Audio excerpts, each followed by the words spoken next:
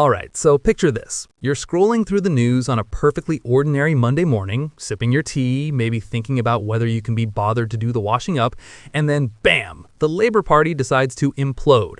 Again. Because apparently one day without internal drama is just too much to ask for.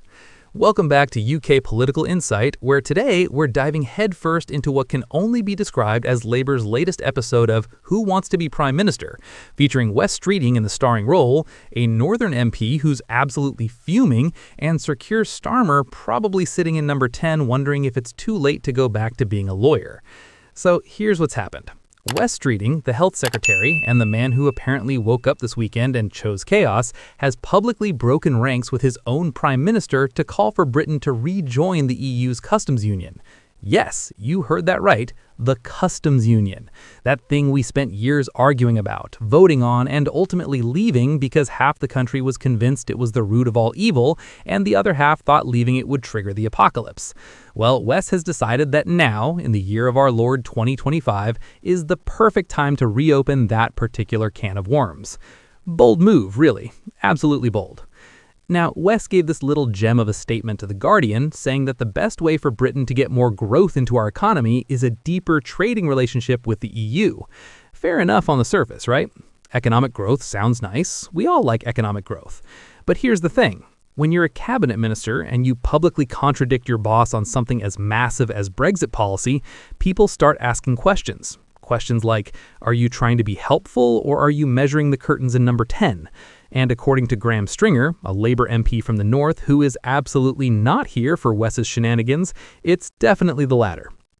Graham Stringer didn't hold back. He went on Times Radio and basically called Wes out for being opportunistic, which in political speak is about as close as you get to calling someone a sneaky little climber without actually saying it.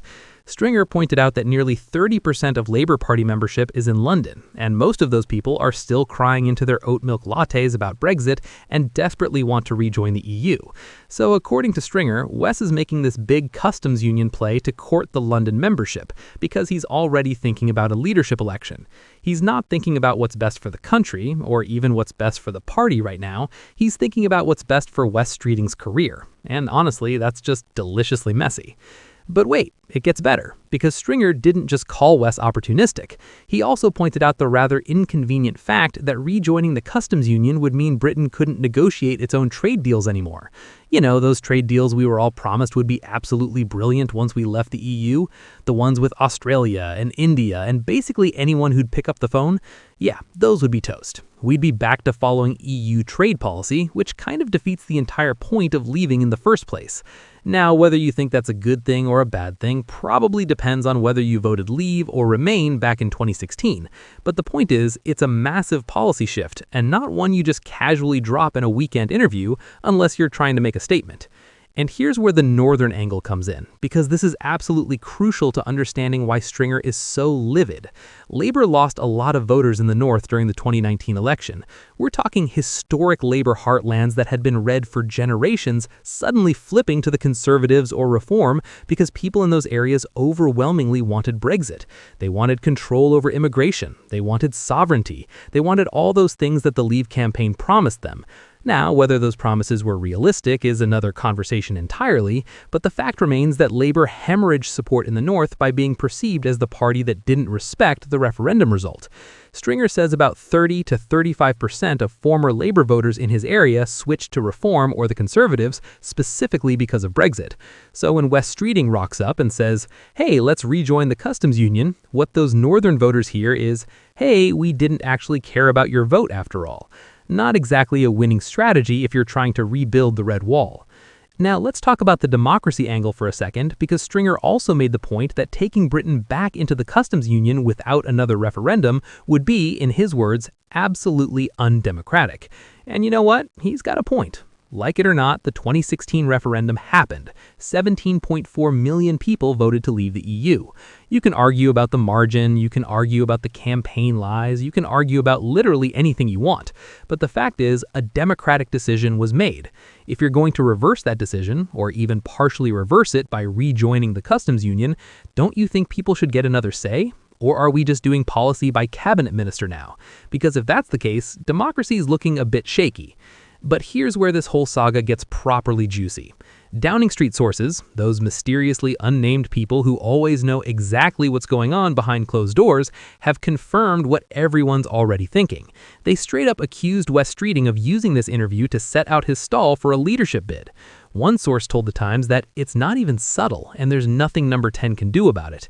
Just let that sink in for a moment. Downing Street is basically admitting that they're powerless to stop one of their own cabinet ministers from openly positioning himself as the next prime minister. That's not just a crack in party unity, that's a full-blown earthquake. And if you needed any more evidence that Labour is currently eating itself, consider this. The same source also said that Wes's blatant disloyalty proves how weak Keir Starmer has become. Ouch. Imagine being the prime minister and your own team is briefing journalists that you're so weak your health secretary can openly undermine you and you can't do anything about it. That gotta sting a bit. Actually, scratch that. That gotta sting a lot. So naturally, a journalist asked Wes the obvious question. Do you want to be prime minister? And in classic politician fashion, Wes gave an answer that sounds humble, but is actually incredibly revealing. He said that the closer he sees the job and the pressure on Keir and the demands of it, the more he wonders why anyone would want it, which translated from politician speak means I absolutely want it, but I'm going to pretend I don't because that makes me look selfless and noble. It's the political equivalent of saying I don't even care when you very obviously care a lot. Wes also made another interesting comment in that Guardian interview. He argued that Labour can't out-reform reform, which is a fair point on the surface. Reform UK has cornered the market on right-wing populism and anti-immigration rhetoric, and Labour trying to compete in that space would be like watching a fish try to climb a tree. Awkward, doomed to fail, and slightly painful to watch. Instead, Wes reckons Labour should focus on winning back middle-class metropolitan voters who've been drifting to the Green Party and other leftist groups.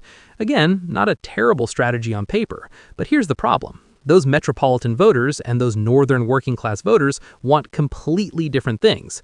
One group wants climate action, progressive social policies, and closer ties with Europe. The other group wants stricter immigration controls, economic investment in left-behind communities, and absolutely no more talk about Brussels. You can't please both, and Labour's been tying itself in knots trying to do exactly that for years. So what we're witnessing here is essentially a battle for the soul of the Labour Party, and it's playing out in real time through newspaper interviews and radio appearances. On one side, you've got Wes Streeting and the London-centric pro-European wing of the party, who think the path back to power runs through Islington and Brighton. On the other hand, you've got people like Graham Stringer, who represent those northern constituencies that Labour desperately needs to win back if they want a comfortable majority. And in the middle, you've got Keir Starmer, trying to hold it all together while his cabinet ministers brief against him and his backbenchers call each other opportunistic on national radio. The timing of all this is particularly spicy because Stringer specifically mentioned the May local elections. Those elections are often seen as a barometer for how the government's doing, and if Labour performs badly, that's when the knives really come out. Leadership challenges, calls for resignation, the whole circus. Stringer's suggestion that this is an early shot in a potential leadership election after May tells you everything you need to know. The plotting isn't even subtle anymore. Everyone knows it's happening. The only question is when, not if. And let's be real for a second, this is absolutely catastrophic messaging for Labour. They've been in government for less than a year, and already we're talking about leadership challenges and internal civil wars. The public doesn't care about Westminster intrigue and factional battles. They care about whether their energy bills are affordable, whether the NHS works, whether they can get a dentist appointment sometime before the heat death of the universe. When Labour's spending all its energy fighting itself, none of that other stuff gets done. It's political malpractice of the highest order. There's also something deeply ironic about Wes Streeting positioning himself as the pro-European progressive candidate when he's literally the health secretary presiding over an NHS that's struggling more than ever. You'd think he'd want to focus on that rather than relitigating Brexit, but apparently not. Maybe he figures fixing the NHS is too hard and pivoting to Europe is easier. Or maybe he genuinely believes that economic growth from EU trade would solve all of our problems. Either way, it's a gamble, and one that's already blown up spectacularly if Graham Stringer's reaction is anything to go by. The broader point here is that Labour still hasn't figured out what it stands for post-Brexit. The Conservatives, for all their countless failures and scandals, at least had a clear position. We did Brexit, we're proud of it, moving on. Labour, by contrast, has spent years trying to have it both ways, trying to appeal to Remainers without alienating Leavers, and it just hasn't worked.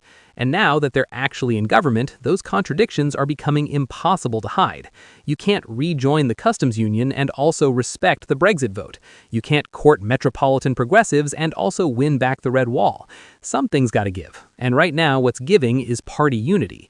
So where does this leave us? Well, Keir Starmer's authority is hanging by a thread, Wes Streeting is openly positioning himself for a leadership bid, Northern MPs are furious, and the party is tearing itself apart over an issue that most of the country thought was settled years ago.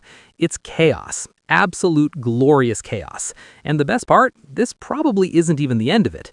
If Labour does badly in those May local elections, which frankly seems likely given everything we've just talked about, then all hell is going to break loose. We'll have leadership challenges, cabinet reshuffles, more briefings to newspapers, more angry MPs on radio shows. It's going to be spectacular. The really worrying thing for Labour is that while they're busy fighting amongst themselves, the Conservatives are quietly regrouping.